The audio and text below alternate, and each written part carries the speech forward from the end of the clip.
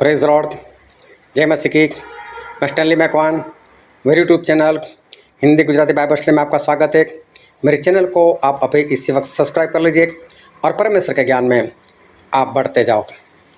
परिस्थिति का प्रभाव और बहुत भारी होता है और ज़्यादातर लोग परिस्थिति के प्रभाव में आ जाते हैं और उस वक्त परमेश्वर भी छोटे हो जाते हैं, परमेश्वर के वचन याद नहीं रहते और इंसान उस परिस्थिति में फंस जाता है।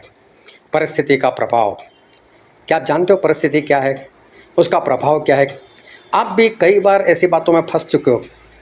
अगर आपको याद नहीं, कोई बात नहीं, इस वीडियो को अंत तक देखो और आपको पता चल जाएगा कि परिस्थिति का प्रभाव होता क्या है और उसमें आप कब कब फंसे हो। इस वीडियो में अंत तक बने रहो। परिस्थिति, उसका प्रभाव वो इंसान को विश्वास से दूर कर देता है। परिस्थिति का प्रभाव अगर ज़्यादा हो तो इंसान को वचन भी भुला देता है।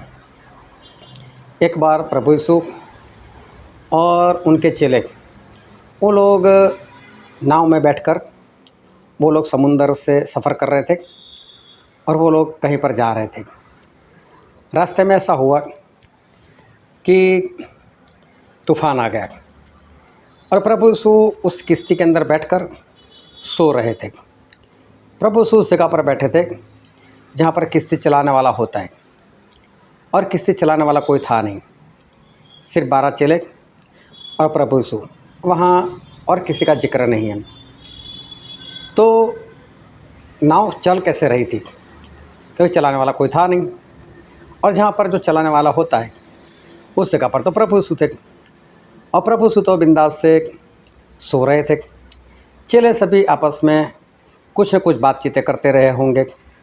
हो सकता है कोई गवाही देता हो सकता है प्रभु यीशु ने जो जो चमत्कार किए उसकी बातें कर रहे हो, जो भी हो, लेकिन चेले आपस में बातें कर रहे होंगे।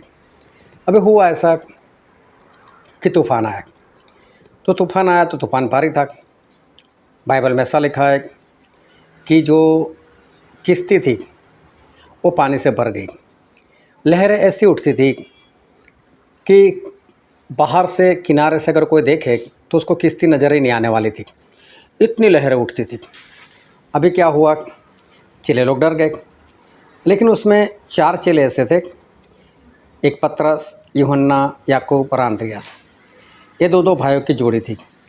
ये मछुआरे रह चुके थे, समुद्र का उनको ज्ञान था। उनको ये मालूम था कि अगर तूफ़ान आ जाए तो क्या करना चाहिए। तो उन लोगों ने बचने का पूरा प्रयत्न किया और कोई भी किश्ती हो, कोई भी नाव हो, तो उसके अंदर कुछ ऐसे औजार रहते हैं कि अगर कहीं से तूफ़ान आ गया तो बचने के लिए हम कुछ तो कर सकते हैं। तो अभी हुआ क्या कि वहाँ पर होगी बाल्टी या कोई डिब्बा होगा। ये लोग किश्ती में से पानी निकाल कर समुद्र में डालने लगे, लेकिन तूफ़ान ही इतना ज़्यादा है, लहर इतनी बड़ी उठ रही है। तो क्या हुआ कि बार बार पानी भरना, ये लोगों का निकालना, लेकिन कुछ हो नहीं रहा। अभी सभी लोग डर गए। अभी एक बड़ी बात तो ये है कि यीशु मसीह वहाँ पर सो रहे। अभी सोचो, किश्ती में पानी भर जाए, लहरें इतनी बड़ी उठ रही हो, तो क्या यीशु मसीह के ऊपर पानी नहीं पड़ता होगा? और कोई इंसान पानी पड़ता हो तो क्या सोए रह सकता है? ऐसा नहीं हो सकता। प्रभु यीशु भी जाग गए होंगे, लेकिन जब प्रभु यीशु ने आंखें खुलकर देखा होगा तो अपने चेलों को बौखलाए हुए देखा होगा और चेले जो है बचने का प्रयत्न कर रहे थे। तो प्रभु यीशु ने फिर से आंखें बंद कर ली। फिर आखिर में ये लोग चेले जो है प्रभु यीशु के पास गए, जोरों से झिंझोर डाला, उठ उठ, हम लोग ना सोए जा रहे, आज तो सोए पड़ा है।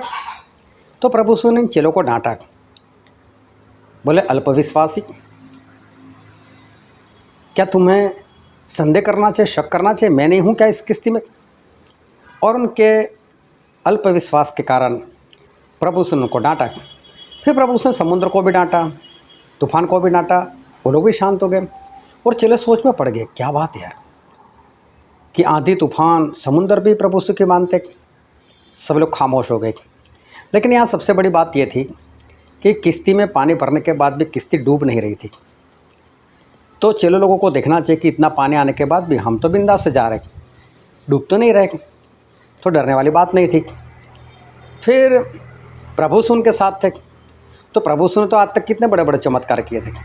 तो उनको याद होना चाहिए कि प्रभु यीशु है तो हम मरेंगे नहीं, हम डूबेंगे नहीं, और अगर डूब भी गए तो प्रभु यीशु हमको बाहर निकाल देंगे। इनको विश्वास करना चाहिए था और प्रभु यीशु के वचनों को मानना था। लेकिन देखो परिस्थिति का प्रभाव, ऐसा नहीं था कि चले अविश्वासी है, सब कुछ छोड़कर निकले, परिवार को छोड़कर, कारोबार को छोड़कर, जॉब को छोड़कर प्रभु यीशु के पीछे चल पड़े, तो इनका विश्वास तो होगा ना, ऐसे ही थोड़े निकल पड़े। तो उनका विश्वास तो था ही, लेकिन परिस्थिति का प्रभाव लोगों को बौखला देता है और इंसान विश्वास में डगमगाने लग जाता है और उसका विश्वास चला जाता है और वचन भी उसको उस वक्त याद नहीं रहते। अगर इंसान सिंपल बैठा हो, चारों ओर की शांति हो, उसको बाइबल के वचन के बारे में पूछो, सभी याद होंगे जितना उसने पढ़ाई। लेकिन जब परिस्थिति ऐसी आएगी तब भूल जाएगा। उसको मालूम है कि प्रभु यीशु के कोड़े खाने से हम चंगे हो गए। उसको ये भी मालूम है कि पहला पत्रस 2:24 में लिखा है कि उनके मार खाने से हम चंगे हो गए। लेकिन जब बीमार होंगे तब ये वचन निकल जाएगा, बौखला जाएगा, मैं बीमार हूँ, मुझे कोरोना हो गया, मुझे ये हो गया, मुझे वो हो गया, और भागेगा अस्पताल। जब परिस्थिति आती है तो उसका प्रभाव इतना भारी होता है कि इंसान वचन को भूल जाता है। प्रभु यीशु ने अपने चेलों से कहा, ऐसे दिन आएंगे कि लोग मुझे पकड़वाएंगे और मुझे मार डालेंगे, और बोले तुम लोग मुझसे छोड़कर भाग जाओगे। तो पतरस जो है बोल उठा, नहीं प्रभु, ये 11 लोग ठोकर खाए, मैं नहीं भागने वाला, मैं तो आपको छोड़ूंगा नहीं, मैं ठोकर नहीं खाऊंगा। तो प्रभु यीशु ने उसको बोला कि पतरस, आज ही बोले तू 3 बार मेरा इनकार करेगा, मुर्गा जब तक 2 बार ना बोल दे तो 3 बार मेरा इनकार करेगा। पतरस बोलते हैं कि प्रभु, आपके साथ अगर जेल जाना पड़े तो जेल जाने के लिए मैं तैयार, मरना पड़े तो मरने के लिए तैयार, लेकिन मैं और आपका इनकार नहीं हो सकता, मैं नहीं करूँगा इनकार। पतरस जोरों से बोला। अभी सारी बातें पतरस को याद है। अभी सही में क्या हुआ कि प्रभु यीशु को पकड़ने के लिए आए और सभी चेले भाग गए, यहाँ तक कि पतरस भी भाग गए। लेकिन फिर पतरस को याद आया कि मुझे तो नहीं भागना था। तो पतरस बाद में क्या हुआ कि प्रभु यीशु के पीछे पीछे गया और जहाँ पर प्रभु यीशु को बंदी बनाकर रखा था उस हॉल में चला गया। डर तो अभी भी रहा था कि मेरा होगा क्या। तो वहाँ पर जाकर वो बैठ गए और लोग आग सेक रहे थे, तो पतरस भी उनके साथ बैठ गए। अभी वहाँ पर क्या हुआ कि कोई स्त्री आई और उसने आकर बताया कि तू भी तो गालील में से लगता है, तू भी तो यीशु मसीह का चेला है। उसे तुरंत इनकार कर दिया, नहीं, मैं यीशु का चेला नहीं हूँ, मैं तो उसको जानता तक नहीं। देखो, इनकार कर दिया। क्या ये बात याद नहीं थी? अभी तो प्रभु से ने कहा था कि तू 3 बार मेरा इनकार करेगा और आज ही करेगा। मुर्गा 2 बार बोलने से पहले तू 3 बार मेरा इनकार करेगा। अचानक से पतरस भूल क्यों गए? परिस्थिति का प्रभाव, डरावनी परिस्थिति, इंसान हड़बड़ा जाता है, क्या होगा मेरा, मैं मर जाऊंगा, मैं खत्म हो जाऊंगा, लोग मुझे मार देंगे, डर जाता है वो। और जब डर जाता है तो वचन भी निकल जाता है उसके दिमाग से, और उसने एक बार इनकार कर दिया। जैसे इनकार कर दिया वैसे ही मुर्गा बोला। फिर भी उसको याद नहीं आया कि परमेश्वर ने बोला है कि 2 बार मुर्गा बांग देने से पहले 3 बार इनकार। तो एक बार तो मुर्गा बोल दिया तो याद आ जाना चाहिए था, नहीं याद आया। उसके बाद और 2 बार पतरस ने इनकार कर दिया। जब 2 बार पतरस ने इनकार कर दिया, उसके बाद दूसरी बार मुर्गा बोला और दूसरी बार मुर्गा बोला, और तब पतरस को याद आया। प्रभु उसने भी मुंह फेर कर देखा उसकी ओर, और पतरस बाहर निकल कर रोने लग गया।